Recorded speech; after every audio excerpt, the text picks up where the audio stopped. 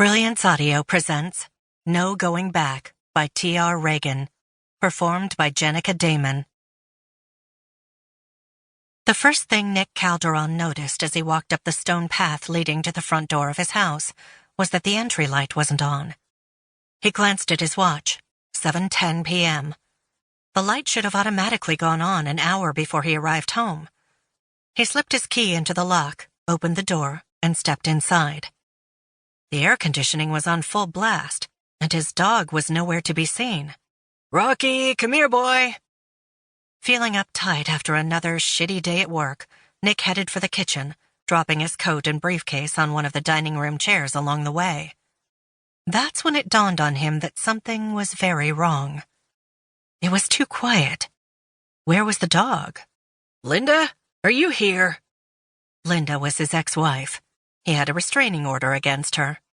Obviously, that hadn't stopped her from sneaking into his house uninvited. He'd filed for divorce 3 years ago. She'd fought him tooth and nail for everything they'd owned.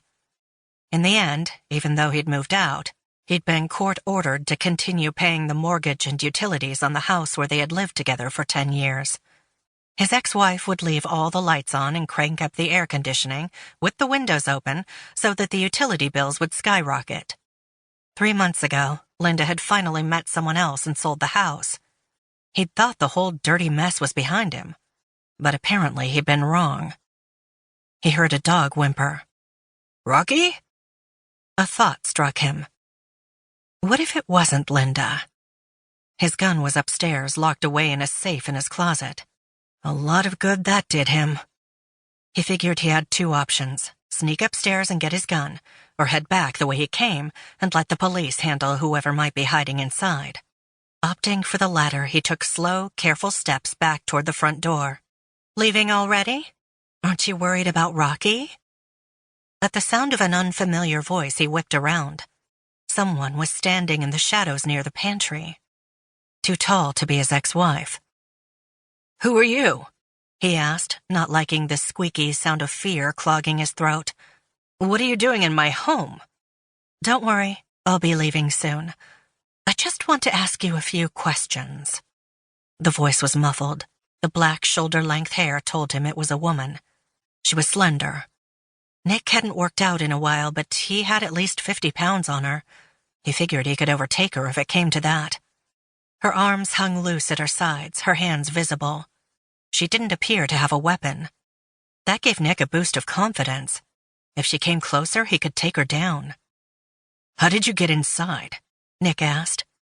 "I'm the one who's going to be asking the questions, so why don't you take a seat?"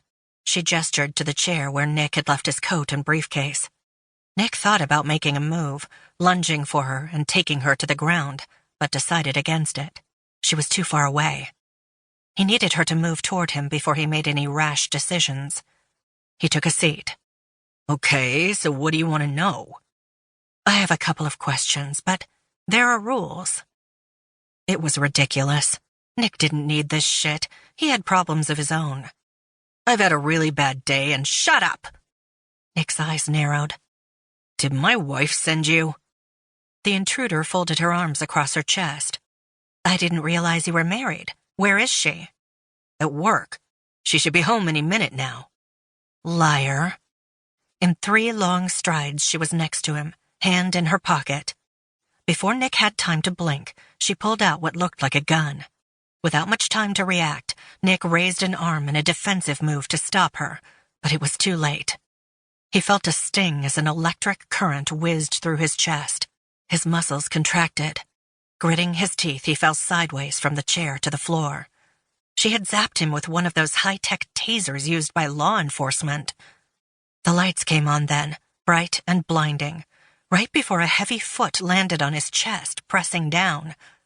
"No lying, and no talking unless you're answering my questions."